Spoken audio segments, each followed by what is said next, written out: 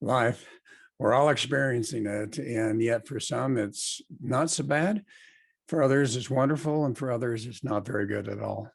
And, when that happens, the question is, do we have the resilience to look at what's going on and the ability to change that? And the reality is, yes, it can be changed. And I'm really excited to have a gentleman on the show today by the name of Robert Pardi, where he shares his life story, which is an amazing story of possibilities in action, of where he went from a situation with his lovely wife of happiness and, all sorts of fun things going on in adventure to where he literally lost his wife to cancer. And he will share with us his story and help us to understand that literally whatever we're experiencing in life, if we so choose, we can change those experiences. So please join us. I think you're going to really enjoy this show. At the end of the day, it's not about what you have or even what you've accomplished. It's about what you've done with those accomplishments. It's about who you've lifted up, who you've made better. It's about what you've given back. Denzel Washington. Welcome to Inspire Vision. Our sole purpose is to elevate the lives of others and to inspire you to do the same. Robert Pardi, how are you doing? I'm doing really well, Doug. How are you? Good. We had a little bit of a glitch first time we tried starting this, so it's good. We're going to get this going again. So, hey, it's really a pleasure to have you on the show. I'm really grateful that you're willing to do this. You have an amazing story, and I know it's very heartfelt. And so I'm looking forward to having you share that with the audience. Now, where are you at this point in time? That might be the problem for the internet connection, because I am in the middle of Italy, in a medieval town in the middle of the National Park of Abruzzo. It's called Pacentro. It's where my family comes from. It's also where Madonna comes from, which is very funny because I actually know her cousins. And I joke all the time that I can't believe your cousin is Madonna. She's never been here, but so they've never met her. But it's really interesting that this little town has somebody so famous. Well, and you have an incredible story because here you are having gone from a very successful financially and all of those type of things focus to suddenly doing something that is, at least in your mind and certainly in my mind, so much more important because it comes from your heart. And Yes. and I think that is such an important message for folks to realize that can happen. But I'd love for you to share with the audience your story. I think it's so powerful. Sure. I'll preface it because you mentioned about doing something more, let's say, purposeful. I learned throughout my life's journey that our experiences really only have value when we share them for others to use, so they can learn from them as well. I mean, I tend to think we're all content creators, right? Right. Our lives are something that someone else can use. But my life starts by my story starts by chasing money. I unfortunately grew up, I shouldn't say unfortunately because I'm very happy that I did, but I grew up with an alcoholic father. And at a very young age, I started to think about freedom. And freedom came from money. And so I just focused on, I grew up in the first Wall Street movie, Ronald Reagan, Gordon Gekko. It was all about making money. And I wanted that. I wanted that freedom. And that's how I started off in finance. But finance came from anger. It wasn't necessarily a passion. It was anger at my father and looking for freedom. I then met the most amazing woman. She was 17, I was 19, and it was bang, that's it. She was everything. Like it was amazing. And we got married after she graduated university, and she went to do an MD PhD. I continued in finance. I had thought that I wanted to actually change careers at some point in time. And she and I talked about it. And she said, when I graduate, she was doing an MD PhD, you could go back to school and find what your passion is. At that same time, I was offered a job in the Middle East, in Abu Dhabi. And the package was just really too hard to say no to. It gave us the ability she stayed back in the United States to finish her PhD, but every 6 weeks we were meeting in a different country. It was sort of, this unbelievable lifestyle at a very young age, right? She was about to turn 31. She finished her PhD and she said, you know what, I want to take a year from school before going to do the MD so I can come out and live with you full time, because we both loved Abu Dhabi. It was amazing in the late 90s. Well, to live in the Emirates, you have to go through a medical screening, and they found out that she had stage 3 breast cancer. Oh, wow. And it was right after her 31st birthday that she had a left side mastectomy. And the interesting thing is, my wife lived life in a very specific way in terms of not wanting to judge herself or others. And she said to me, she said, Robert, I know too much to be dangerous to myself. Will you make the medical decisions for me if I give you a map of what I want to do? And she wanted to be very aggressive. And she never even knew the name of the chemotherapy she was taking. She didn't want to know anything. And I was making the decisions. Of course, it didn't make sense for me to change careers. And we started in that moment to really understand life, to understand how many people don't live life. And unfortunately, many people then wake up when they get a diagnosis to finally live life. But the thing is, we all have the same endpoint, with or without a diagnosis, unfortunately. We're not meant to survive life. So why wait for that piece of paper from the doctor? But we woke up and we started understanding how to live a fulfilling life regardless of time. And unfortunately, after an 11-year battle, she did pass away. Many people ask me, where they say, oh, she lived a short life because she was 41 years old. And I say, well, actually, she lived an accelerated life. It was a full life. I mean, she became the director of palliative care at New York Hospital when she was with metastatic breast cancer. That led me to question my decisions after she passed away. I didn't grieve as we think of grief, because our journey together and her being a palliative care doctor, I learned all about letting go and death. What I did have to grieve was the death of myself. I was no longer the husband. I was no longer the caregiver. I had no purpose to a certain extent. But the journey with her taught me that I was extremely fulfilled in a way being her life coach, even though I wasn't a life coach. And one day I went back to Dubai because right away I thought money.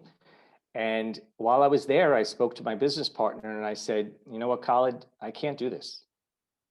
I want to go live in Italy. I want to see what I'm made of. I want to see if I could pull it off. But I need to step out of my comfort zone. And I need to take a big step out of my comfort zone. I realized that for me, whether it was growing up with my father, where I learned about uncertainty and change and resilience and grit, or it was with my wife, I realized that I like to be challenged. And so I showed up in Italy. I didn't speak Italian. I didn't have a job. I didn't know anybody. I didn't have a house, with 2 suitcases because I had given everything away basically after my wife passed away. And I was like, okay, what do I do? And I decided to enroll in life coaching school. At the same time, I was teaching English for a whopping $8 an hour. Oh, I get that. Yeah. I kept thinking I was making more money when I was in high school. But anyway, and when I became a life coach, I started working with caregivers. But it emerged, or it evolved into more, let's say, transformational work. And I don't like those terms. I don't like saying I'm an exponential coach, a transformative coach. I'm a life coach. You know, I'm a guide. My whole job is to help guide you to a point, to show you all the skills you have, and we say goodbye. My job is not to be there forever. And I think what wound up happening is, because of the lifestyle change I made, which transformational doesn't mean picking up and moving to a different country. It's all about perspective. Right. It's the way we look at things, because we carry a lot of beliefs that we didn't even create. You know, when we're 5, 6, 7 years old, we're absorbing everything. We don't question it. We start to put pieces together because our brain likes stories. We learn through storytelling. You know, and then we put these stories together about what life is. Yeah, as a matter of fact, I've been developing a slideshow so far on values.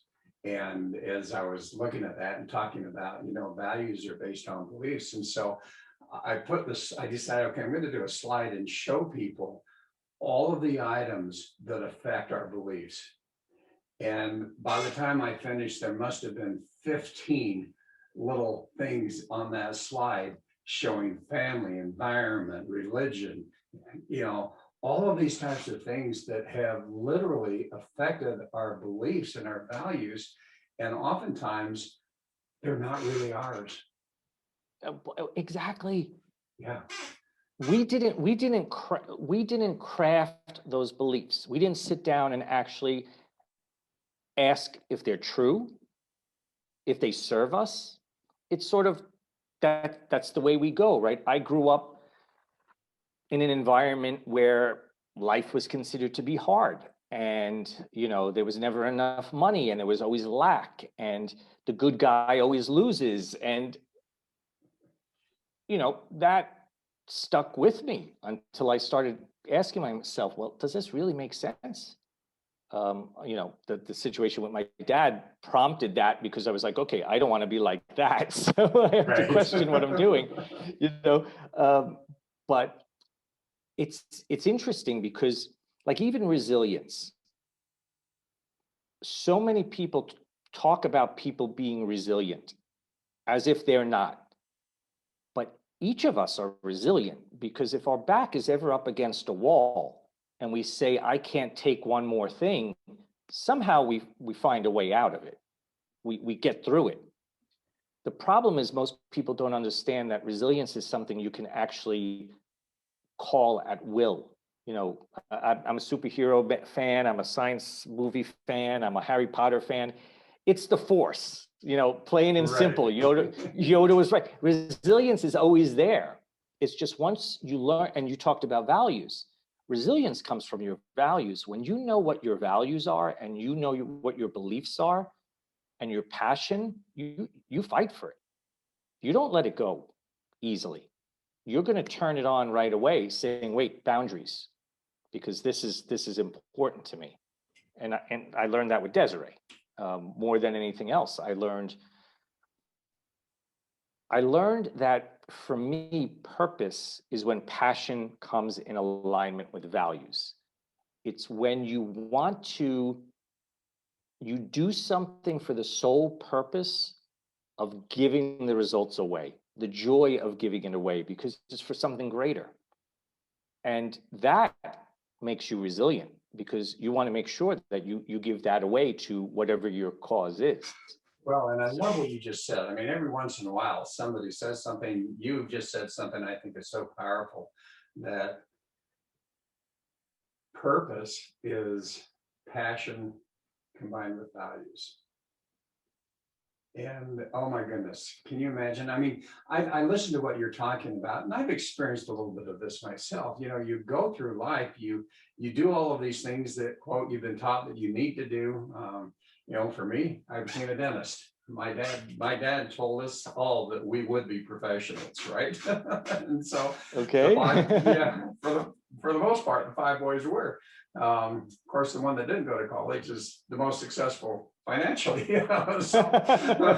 But the reality is, we go on in our life and, things happen, or suddenly we wake up like you did. Something happens in our lives and we go, wow, what, has this really served me well? And I love what you've talked about, the fact that here you are, you were making incredible money, I'm sure. And all of a sudden you're looking at that and going, is this what my life is really all about? Well, money, it was very interesting because, as I said, as a child, money was important. And I thought it was safety. Money couldn't save my wife. In fact, I had a tremendous amount of debt after 11 years of battling breast cancer, which is one of the reasons why I went back to Dubai. But money all of a sudden became something to me that didn't necessarily represent value in life, because we attribute money to value in life. The more money we have, the more things we can do. My wife and I were very blessed to travel and stay at really great hotels, and I can't remember those. I don't miss those, but I miss her laughing at an episode of Friends she saw 100 times. And that moment is more valuable than staying in a 5-star hotel somewhere. It's those things that I realized everything shifted after she had passed away. Not because of grief or loss, but it was that perspective shift. I say all the time that perspective is like a kaleidoscope. We look through it and we see an image. It's fear that stops us from turning the dial. But if you really, I love a kaleidoscope, by the way, but if you look at a kaleidoscope and you turn that dial, the next thing is just miraculous and colorful, and it's curiosity, right? What's the opposite of fear? Curiosity. Curiosity didn't kill the cat at all, And so when she passed away, but I learned it while we were living, there was no place for fear. Yes, of course, you don't want to walk down a dark street where, there's people that may or may not look welcoming. I'm a New Yorker, so I've walked down those streets. Sometimes okay, I made a mistake. But for the most part, a lot of the fear of being embarrassed or not succeeding, so much of that, and we could have a million conversations, right? Because that brings in attachment and that brings in expectations, that fear of not succeeding. I had a very hard time. Desiree, my wife Desiree, if I don't think I said her name, but her name is Desiree, and she was in remission for a short period of time. And when the cancer came back, it completely overwhelmed me, because I had to make peace at that moment that I couldn't save her. The first time around, you think, okay, we'll keep everything clean. I'll give her the good food. We'll do everything right. Then it came back and I had to give up the success of whatever, her living, and focus on now, life now. And surrender gets a bad rap, but it really is the bravest thing anyone can do. Well, and it's hard to surrender, and what's interesting is how often do we go on in life and how does someone that's just living life in general suddenly come to the realization that that's not living their life? Yeah. What are your thoughts on that? Well, it comes back in a way to what you were talking about, values. It's very interesting, because if you really go back, now, I don't know if you've ever heard of cognitive behavioral therapy, which is a therapy used to help people get through that's actually based on Stoicism. That goes back to the time of Marcus Aurelius. They actually took a lot of those practices. The ancient philosophers, the know thyself, was and is the key. You know, it's self-awareness. It is true. We are bound by certain things. We have to have a job. We have to have, you know, a house. There are things that are comforts. But do we need the 8-room house, or could we be happy in a studio apartment? Because we have to start to look at all the different pieces in life. So if someone is at that stage, or how do they do it, they have to start to think about their values. They have to clarify what they're living their life for. You know, instead of just wandering around, oh yeah, I'm a banker, I'm this, I'm that. We're a lot more than the title that we have at work.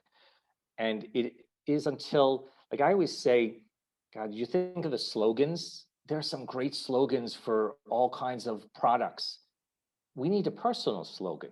When you know your personal slogan, like mine's possibility in action, which means that I want to test myself. I want to try. I want to see what possibilities exist. Sometimes I'll fail. Sometimes I'll succeed. It has nothing to do with the end result. It has to do with the doing. I want to know at the end of my life, I represented someone that took chances. Whether I made $1 million or lost $1 million or whatever the case is in between, and I can tell you, you know, that $8 an hour teaching English was needed because I didn't have the $1 million in the bank. So, but it's very important for people to understand who they are, what they represent. Another way to say it is, what signature are they looking to leave? We don't have to save the world. There's an idea that stops people from doing this because they all think we have to be a Greta. We have to, you know, save the environment. It could be as simple as cooking good meals for your family. You know, once you understand what's behind that, and that means you're a nurturing person, and you build that up and you figure out who you are. Work is work. Once we learn to understand it is a mechanism for other things. I had, when I left Dubai, I had been offered jobs that could pay me a nice salary because of my background. And it wouldn't allow me to live genuinely or authentically what my beliefs are. So it gets back to what you were saying before, you know, understanding those beliefs. It's not easy, right? Because No, it's not. You know, as a matter of fact, you know, I was just thinking as you were talking, you had mentioned becoming aware, you know, be aware. And I think for many people, you know, and I have included myself in this, we go through life and we look at what's happening, and you're right, you know, we look at, okay, are we financially successful? And we start comparing ourselves, and do we have this and do we have that, and so on and so forth. And all of a sudden, sometimes we just have to stop and go, you know what, is what I'm experiencing really what I want to experience in life?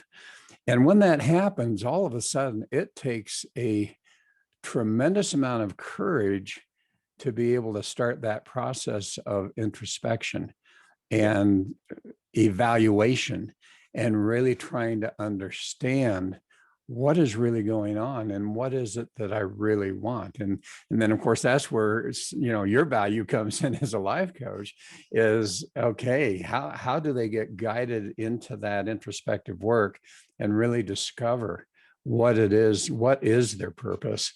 And by so doing, then how do they actually make those steps? That isn't easy. no, and one of the things, it was great that you said it as well, is, you know, when you start to question all these beliefs and everything else, when you become aware, there's actually a sensation of loss, because the stability of your life is now in question. You've become aware and you start questioning your foundation. What was your identity? And a lot of people, when they go through the process, you know, they might alienate some people because some people don't understand the change. But the biggest driver that can create awareness is we're not meant to survive life. Everything is impermanent. And once we understand that, the ancient Japanese used a calendar of 72 seasons to represent change, to remind us that there's change. So when is it you want to wake up and live your life on purpose? And again, we weigh ourselves down. It's a coping mechanism. It's an excuse because we're afraid of saying, oh, I have to save, I have to save the world or whatever the case is. But everyone already, in a way, knows what they want to do. It's just saying, you know what? Yeah, I want to be that. I want to be that person. That's why it happens. I was blessed actually, because through my wife's journey, it sounds really crazy, but I volunteered as a chemotherapy companion, which meant I would go and I would sit with people that didn't have anybody to be with them during chemotherapy. And then I would take them home in a taxi or something like that to make sure they got home okay. And it was that diagnosis that forced people to look at their life and said, is this how I want to spend the rest of my life? And I always get back to that. If they're able to do it, so are we. It's just once you get that diagnosis, you're able to take the leap. And what I was talking about before, resilience and grit and all these skills, which are all learnable, that's how you get to the next step. You just don't jump one day from A to Z. Well, and as you say, I think in general, people are so resistant to change, and particularly when you talk about fear, it's the fear of the unknown that's greater than what we're experiencing. And even though we may have a bit of quote fear or dissatisfaction with our lives, wow, that fear of, ooh, if I change, that really is overwhelming. And as you say, and boy, I was really guilty of this. How do I make a difference for the world? How can I do that? And I remember, and I'm sure you're familiar with it, the story of the little boy on the shore with the starfish. And here he is throwing starfish, picking them up, throwing them out in the ocean. And this man comes, and this story is told different ways, but the man looks at him and goes, young man, what are you doing? Well, I'm throwing these back in to save their lives. He says, look at the thousands of starfish here. You're not going to make any difference. And he picks up one, throws it back in, and goes, I just did for that one. And I think that it's so important to realize, just as you said, think of the power of goodness that you did by sitting with those individuals with cancer when there was no one else there in their lives to do that. And it's just the one. It's just if we can just affect the one. And as you say, sometimes it's just cooking a great meal for your family or just smiling at someone as you pass them by. And I think that's difficult sometimes for people to understand that, what, just make the difference for one. And I think it starts with ourselves. Well, it certainly starts with ourselves. And, having been in finance and an economics major, inaction has a cost, right? So when you're talking about fear and you decide not to take action, that means you're giving more value to fear than what the potential outcome would be. It's an opportunity cost. Every yes we say is a no to something else. Every no we say is a yes to something because it opens space. And part of what awareness is understanding actually that dynamic, that a lot of times we're not making choices consciously. We're making choices habitually.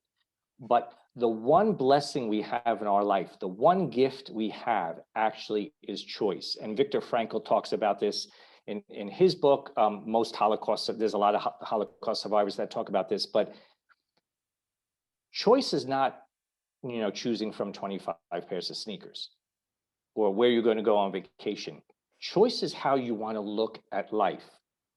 Like you said, that one starfish.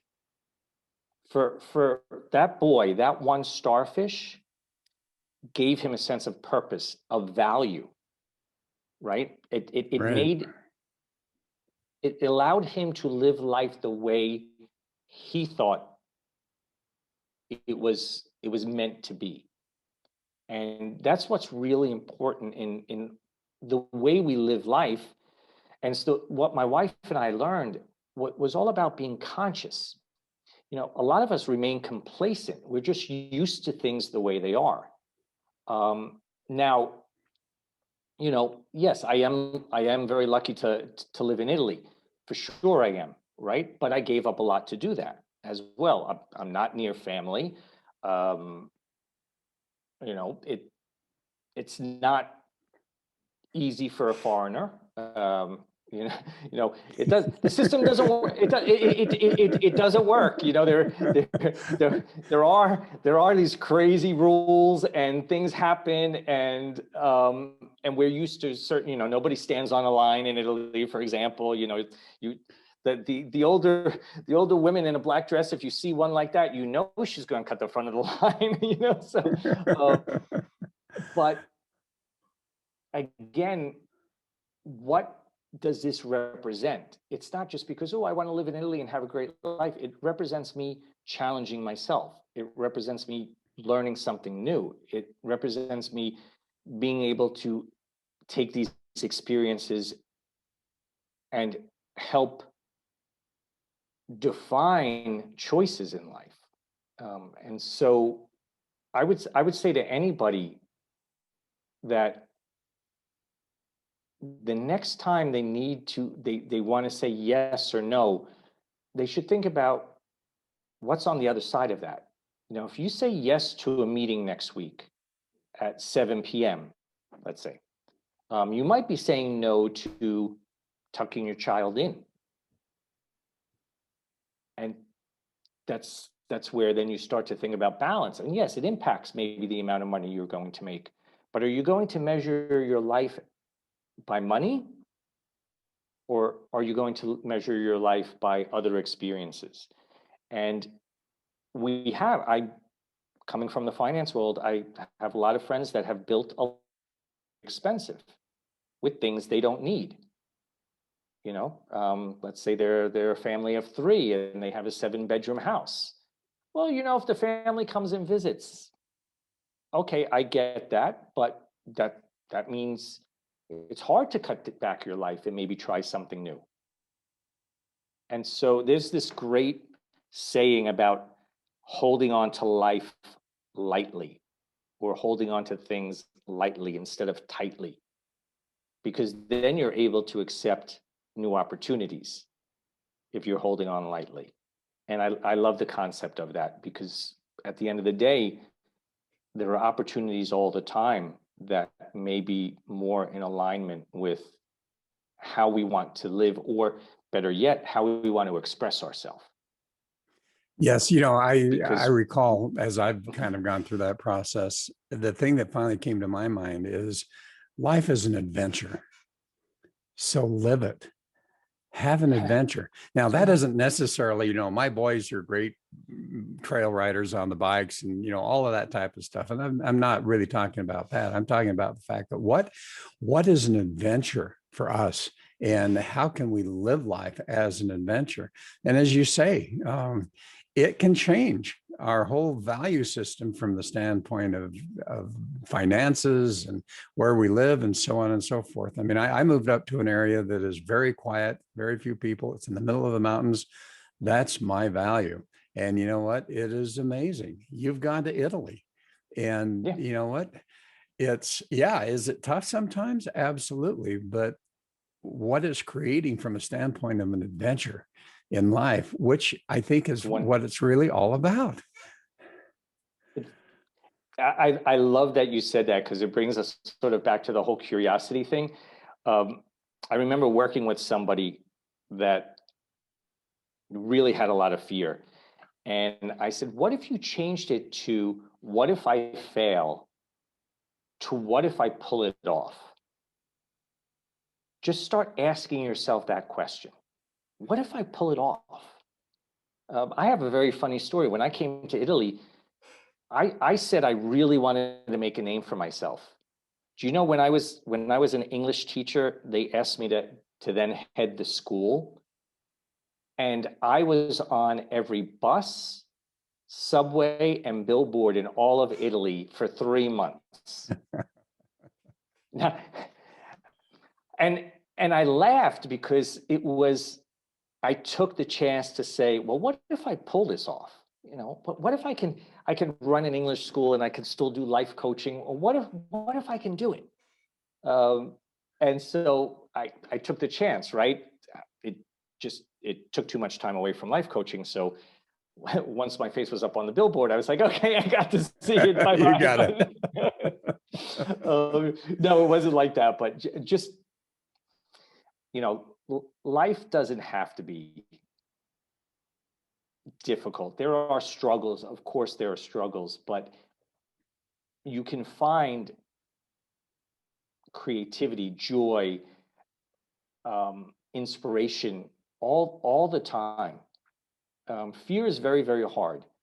And I say all the time that fear is finding excuses against reaching beyond your comfort zone. Fear really does tend to be an excuse more. Like I said, don't walk down that dark street, but that's a different type of fear. That's sort of danger. But the fear of the future, which we can't predict, it's future focused. We bring it into the present and it creates an action. And then before you know it, your life is passing you by and you wonder, what have I really done? Yeah, I had a great job. Maybe you gave a lot to charity, which is wonderful, but did you have that adventure? Did you know who you were? Have you left stories for other people to talk about? That's how I look at. That's why I said content creator, right? Yeah. You're leaving content for your children, and they're going to tell their children, and it's like our story doesn't finish.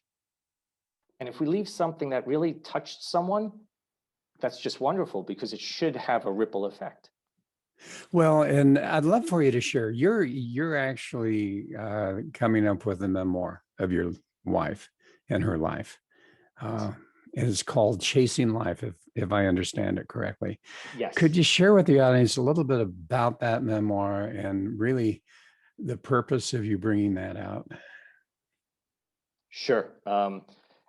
It's something that has been in process for a while. It actually started as something cathartic more than anything else, and then it morphed into what I hope will have impact, because it documents her story, but it doesn't document necessarily the pain of living with cancer. It documents more evolving and becoming and finding joy in life. Like, the reason I chose the idea of chasing life is because we need, in my opinion, we need to stop measuring life by time, and we need to start measuring it by joy. And joy only exists in the present moment. It can't be in the future. Joy is now. And so we lived a life to make sure it was always now. I have a picture of my wife who loved lilacs, for example. And every year we would go to the Brooklyn Botanical Gardens and she would sniff the lilacs. One year she stuck her head so deep into the bush that her wig got caught, and we were just laughing hysterical. And we didn't worry about what, of course we worried, but we didn't let the future stop the joy now. So what I say is that, it is when we value the ordinary moments that we live an extraordinary life. And what the book represents is really the ordinary moments, is really just living a life around a disease up until an eventual outcome, and making sure that we lived while we were alive, or while she was alive, but we as in the couple, right? And so what I'm hoping is the book, if I'm so bold to say it, wakes people up to overcome complacency in life and start living life on purpose. Well, and you know, as you talk about this, I think about how many people I know I'm going to start working with a certain group of people that really struggle in life, um, you know, with abuse, with being homeless, Okay. with all of those types of things. And, you know, for people that are living life perhaps in a different way than most of us have ever experienced and really don't understand, as I've listened to what you're talking about and what happened with your wife, yeah, you guys, you know, financially, you guys were okay, you know, in comparison. But the reality Right. is she had cancer and there was no control you had over that.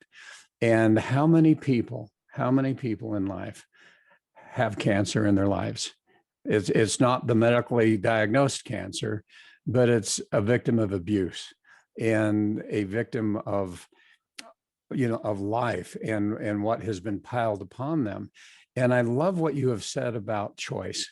You know, I have this saying that I just love, and it's, you know, we are really free to act for ourselves rather than be acted upon. We can choose to empower ourselves. And I think it's important because we're going to have a wide variety of people listening to this particular show.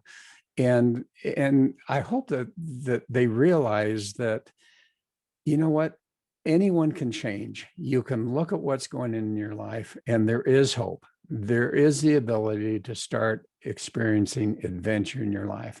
And yes, does it take help? Absolutely. That's why you're doing what you're doing. That's why I'm doing what I'm doing.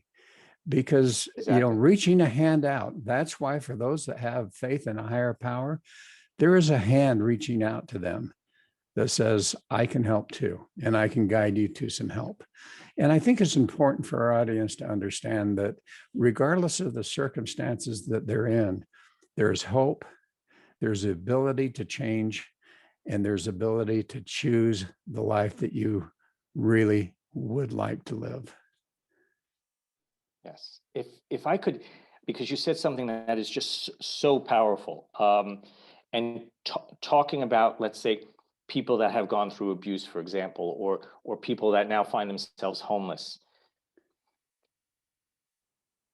I always go back in a way to sort of a Viktor Frankl and his book, A Man's Search for Meaning. But I look at my childhood. I didn't have a horrible childhood, but yeah, for sure. You know, Yeah. he was an abusive alcoholic dad. I look at it with gratitude because I'm happy with who I am. And so a lot of what happens here for people to understand is that our life is a mosaic. And I say this all the time. If you look at I'm lucky to live in Italy, right? So you look at those ancient mosaics, those stones were cut by hand. Those stones are imperfect. They're all broken and jagged, but from far away, it's absolutely gorgeous. So if you've had this type of adversity in your life, it's also taught you things you should be proud of. You know, people that, unfortunately, it exists, but people that live on the street, damn, they're resourceful. They're probably more resourceful than any of us. You know, they know how to survive situations. And wow, you know, to be able to tap into that part of you, but they need help in terms of framing that and using that and understanding people with abuse as well. A lot of it always comes down to how you feel about yourself, because the honest truth is, if you really love yourself, and not love in the sick way that everyone thinks, you know, being egotistical, but you're proud of who you are, then you have to celebrate all the crap just as much as all the good stuff. because Well, you all and made you who you are. yeah, and I think it's so important for people to understand that if they really look at who they are, it is so powerful. There's a light within each one of us that is there, and it's merely a matter of parting the clouds away and letting the light shine forth. And is that easy? No, but it can be done.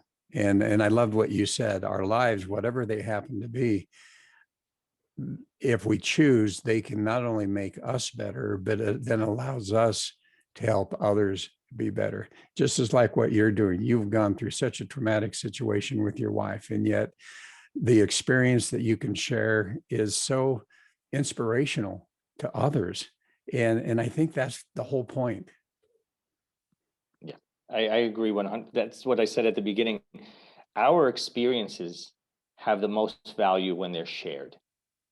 And yes, if you tap into who you are, a lot of times we are very afraid to look inside as well. Um, People don't want to disrupt the status quo. That's that whole thing I was saying earlier about loss. When you start Right. shaking your identity, it's very uncomfortable. It's tough. Yeah. Okay. Well, so when's Chasing Life, the book, coming out? Chasing Life is coming out on June 21st, which is the summer equinox. For 24 years, I knew my wife for 24 years. And for 24 years, we would make sure we watched the sunset every equinox because it was the brightest day of the year. And I wanted to choose that date. So in a couple of weeks. Oh, that's wonderful. And for folks that would love to get in touch with you, and perhaps be able to get some value from what you could offer to them as a life coach, how do they do that? Sure. The best way would be to go to my website, which is Robert Pardi, and my name is spelled Pardi, even though it sounds like party as in a college, but robertpardi.com. And that's the best way. I'm also on LinkedIn, and they could just look up Robert Pardi. Great. Well, Robert, I love your philosophy of possibility and action. I think that's such a powerful message. Thanks very much. I love it, to tell you the truth. Gets me into situations sometimes where, maybe the water's up to here, but it's also, I'd rather the water be up to here and see if I could sink or swim than just, be in a pool that's very shallow and I know I'm safe. So. Exactly. Well, thank you so much for being on the show. This has Doug. been incredible. I've loved this. And hey, folks, thanks for listening. And I hope that something that's been said today is going to touch your life and make a difference for you. And have a wonderful week. We look forward to having you join us again soon. Take care. And Robert, once again, thank you so much. Thank you.